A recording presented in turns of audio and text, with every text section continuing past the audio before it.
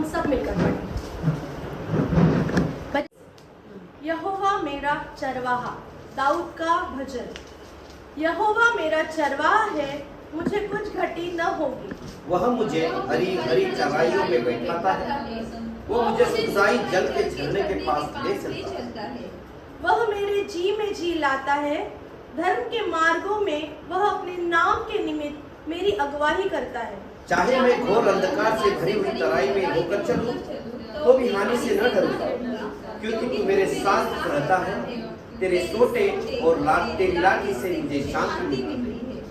तू मेरे सताने वालों के सामने मेरे लिए मेज बिछाता है।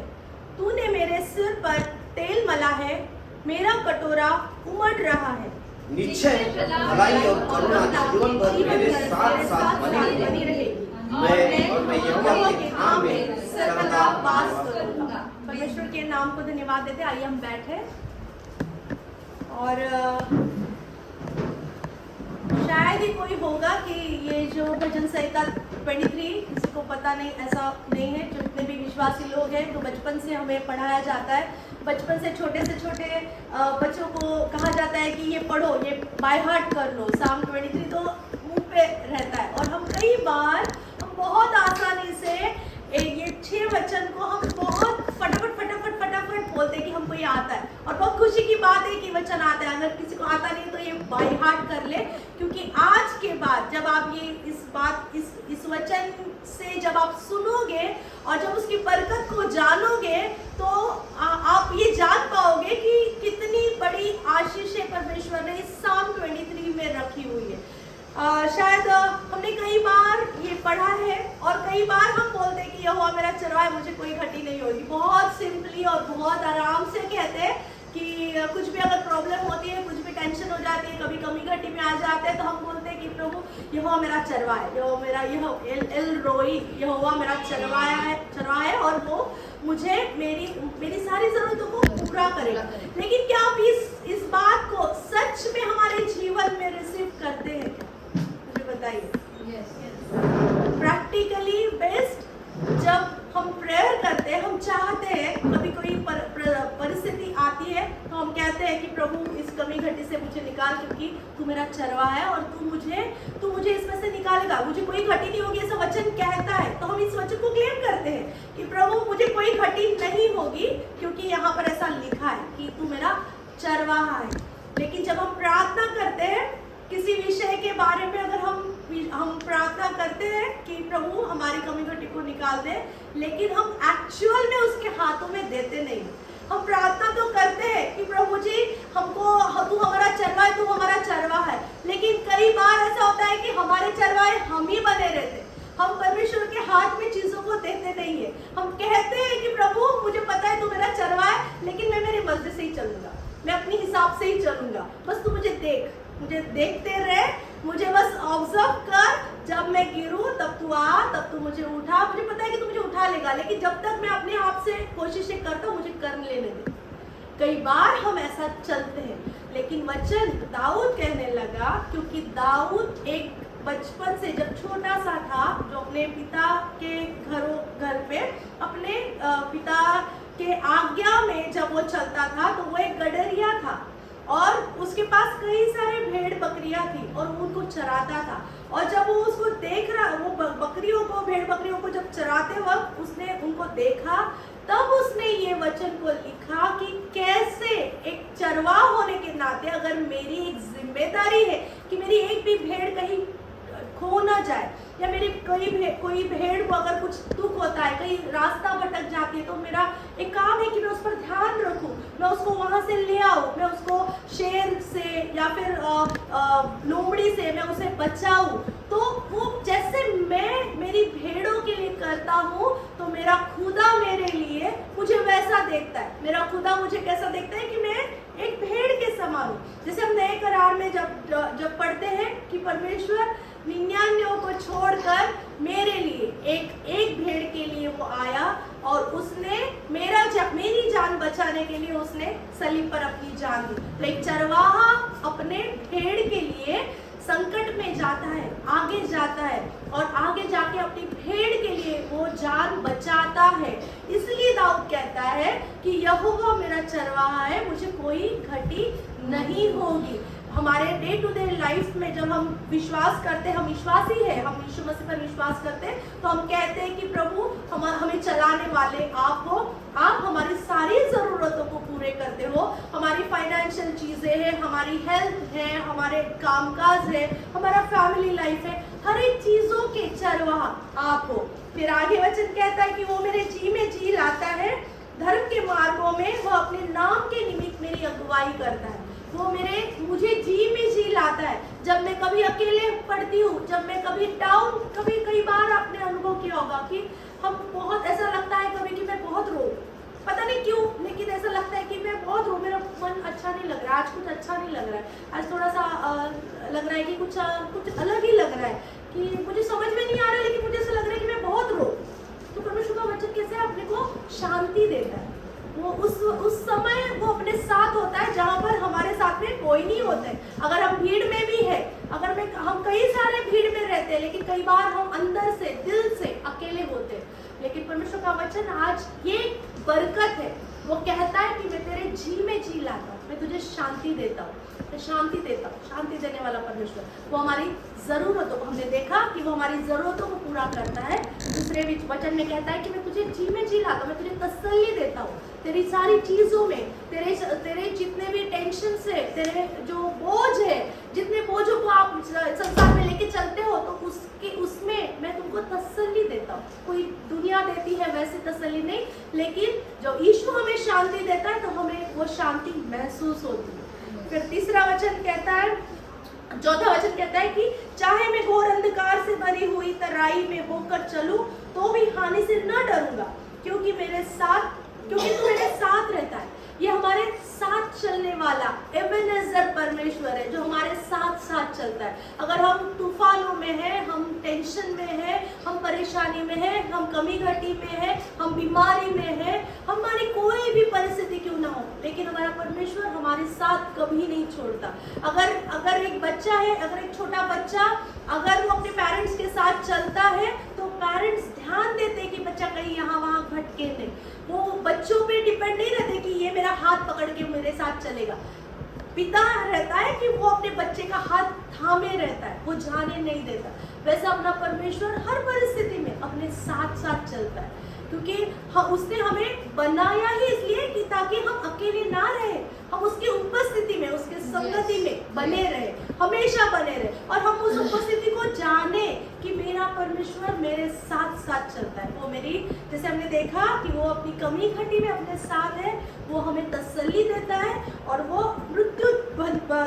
वो कहता है कि चाहे मैं घोर अंधकार हुई तराई में होकर, घोर अंधकार की तराई मतलब जहाँ पर कोई नहीं नजर आता, कोई नजर नहीं आता है। जब कभी मुझे बचपन में डरावने सपने गिरते थे, मुझे ऐसा लगता था कि मैं दौड़ रही हूँ और मेरा पैर गड्ढे में गिर गया और कोई मेरे पीछे दौड़ रहा है। मुझे ऐसे सपने आते थे, कई तो सालों तक मुझे वो सपने डराते थे।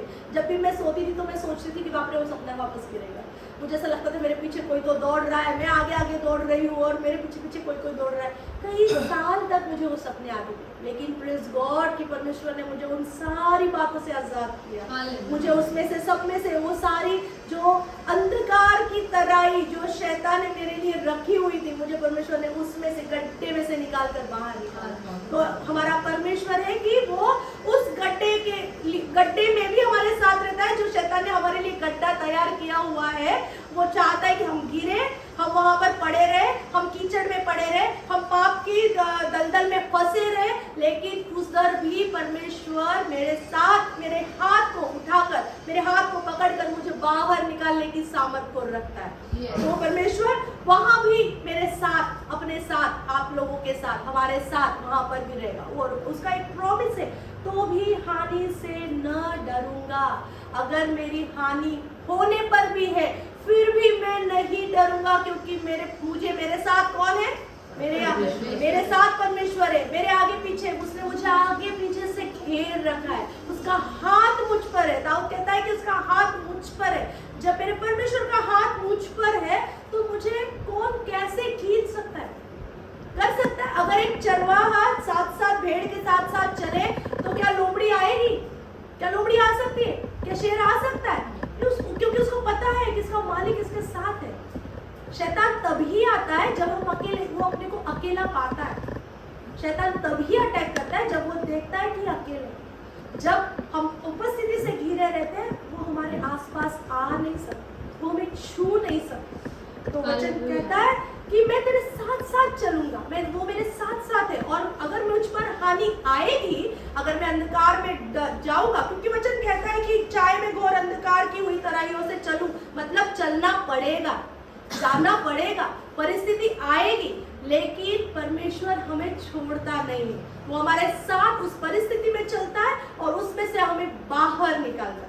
और फिर आगे हम देखते हैं कि तेरे सोटे और तेरी लाठी से मुझे शांति मिलती है। जैसे एक चरवाहा, अगर भेड़ कहीं चली जाती है तो उसके पास एक लाठी होती है, और लाठी के उसके ऊपर वो मतलब सोटा रहता है, जैसे आंकड़ा बोलते हैं। क्यों? तो वो अगर लंबी भी गई तो उसको वो अपने पास खींच सकता है। मेरा परमेश्वर, जब हम कभी दूर जाते हैं, हम परमेश्वर की उपस्थिति से दूर जाते हैं, तो वो अपनी लाठी से और सोटे से हमें खींच लाता है, अपने पास खींच लाता है। हमें तकलीफ होती है, अरे मैं नहीं आना चाहता, मैं नहीं मुझे नहीं आना, लेकिन परमेश्वर को पता है कि अपने लिए क्या सही, कौन सा गड्ढा रखा हुआ है, कहाँ पर हमारे लिए धोखा है। तो परमेश्वर खींच लेता है, अपने करीब खींच लाता है, और वो अपने करीब, अपने बाहों में अपने करीब हमें लेता है। इसके लिए अगर लोटा और वो लाठी और सोटे अगर लगे तो प्रेज गॉड, कि परमेश्वर को धन्यवाद दे कि प्रभु तू मेरे साथ है और तू मुझे बुराई से बचा रहा है।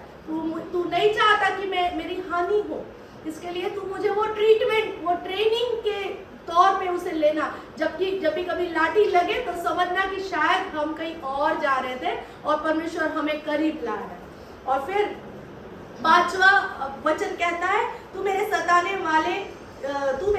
वालों के सामने मेरे लिए मेज को बिछाता है। ये बहुत अद्भुत चीज है कि वचन कहता है कि जैसे हम सिक्योर वर्ड में बोलते हैं कि अगर किसने हमारा बुरा किया तो हम भी उसको पलट के जवाब देते हैं। हम चाहते हैं कि मैं इसको तो देख ही लूंगा, बहुत इजीली हम बोलते हैं, तूने ऐसा किया ना, मैं तुझे देख लूंगा, मैं तुझे भूलेगा नहीं, तू देख, तुझे मैं अभी कैसा ट्रीटमेंट देता हूँ, तू देख। लेकिन वचन कहता है कि तुमको कुछ करना नहीं पड़ेगा। अगर तुम्हारे शत्रु तुम्हें सताने वाले, अगर तुम्हारे जो सताने वाले, उनके सामने मैं मेज को बिछाऊंगा। इसका मतलब है कि परमेश्वर अलाउ करता है कि जिन्होंने हमें सताया है, जिन्होंने हमें नकारा है, जिन्होंने आज हमको तुच्छ जाना है, उनके सामने परमेश्वर अपना स्थान को ऊंचा करता है, ताकि वो लोग हमारे पास आए और वो उस परमेश्वर की महिमा करें कि जिसने ये परिस्थिति को बदला है।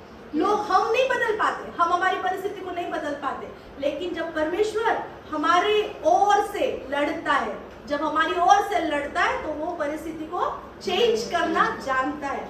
और वो हमारे सताने वालों के, अगर आज आप सताव में हैं, अगर कोई आपको तकलीफ दे रहा है, अगर कुछ भी चीजों की वजह से अगर आज आपके जीवन में अगर सताव है, तो मैं आज आपको एनकरेज करना चाहती हूँ कि परमेश्वर हमारे सताने वालों के सामने मेज को बिछाता है। तो उस मेज के लिए आनंद करो कि परमेश्वर हमें पता है कि आज नहीं तो कल, तू तेरे समय के अनुसार तू मेरे सामने उस मेज को बिछाने वाला है।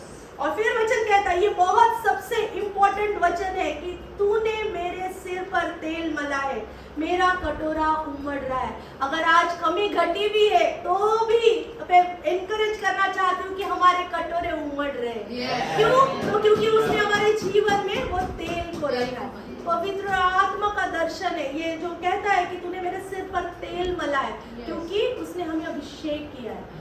यहोवा परमेश्वर का आत्मा मुझ पर है और उसने मेरा अभिषेक किया है। जब परमेश्वर हर एक व्यक्ति का अभिषेक करता है, जो यीशु मसीह को जानता है, उसको रिसीव करता है, वो हर एक व्यक्ति अनॉइंटेड है।